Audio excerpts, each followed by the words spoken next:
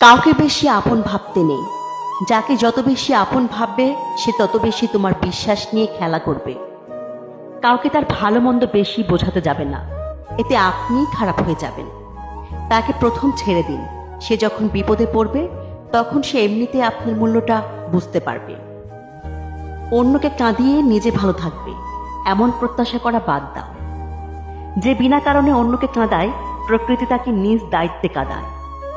সম্পর্ক ভিক্ষি করে চাইতে নেই, জীবনে কখনো কাউকে অনুরোধ করে ধরে রাখতে নেই। যে থাকার এমনিতে থেকে যাবে, ভিক্ষা করে কখনো কোনোদিন ভালোবাসা হয় না। ভিক্ষা করে কখনো কোনো সম্পর্ক ধরে রাখা যায় না, সত্যিই রাখা যায় না। রবি ঠাকুর বলেছিল, ঘরের মধ্যে তুমি যত ইচ্ছে কাঁদো, কিন্তু দরজা সবসময় হাসি মুখে খুলবে।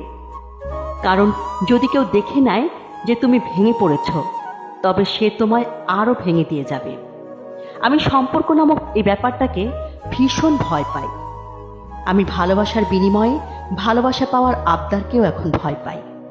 কারণ মানুষ তার নিজের সুবিধা অনুযায়ী ভালোবাসে, নিজের সুবিধা অনুযায়ী ছেড়ে যায়। এটাই হচ্ছে আজকালকার সম্পর্ক। তাকে বাধ্য করো না কথা বলার জন্য যে কথা বলতে চায় না। ব্যস্ত থাকো আর বুঝিয়ে দাও যে তাদের ছাড়া তুমিও থাকতে পারো।